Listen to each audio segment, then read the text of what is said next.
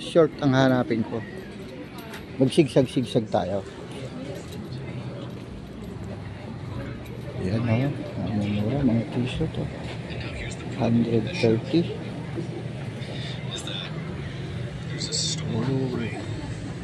Pili lang po. Anong pinakamalaking size mo ate? 2XL po. Magkano? 150 po.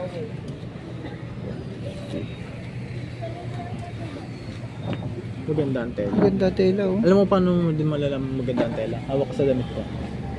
Yun yan ang tela nila. Kuya, ito ba? Ay hindi. Yan.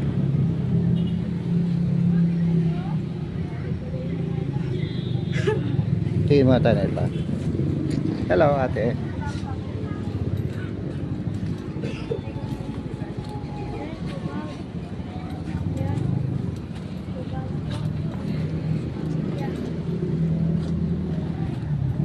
Kompleto po rito. Ito nyo to. 100 pesos. Wow. Napakamura.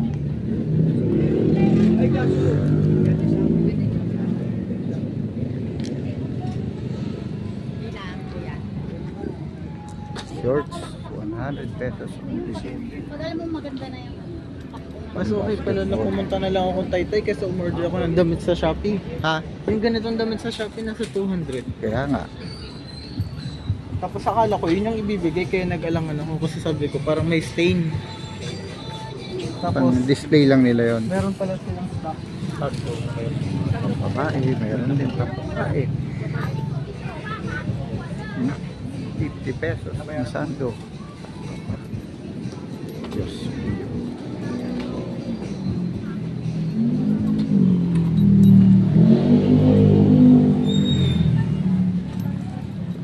Ako yung maghahanap ng shorts.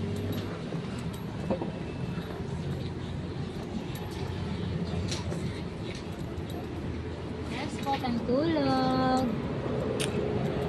Oh, mga underwear. Magkano rito ate?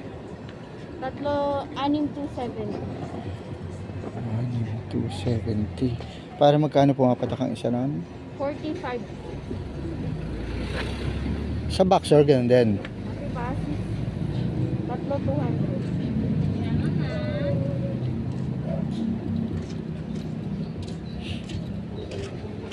Ayun, 270.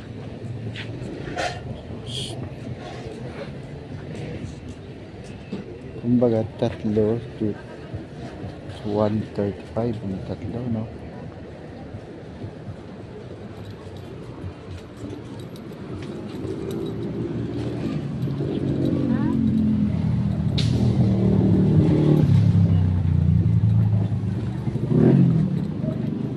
Kuya, bagay pas kuya.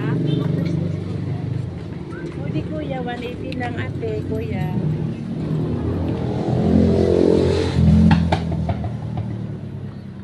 Napakaraming. Ang problema lang dito kung minsan, sa dami ng makikita mo, nahihirapan kang mamili kung ano yung the best na bibilin mo. Pati mga underwear, mga bra, meron dito. So, kami muna ay bibili ni Kuya Rinel, ha? Ito, mamaya na po ulit tayo.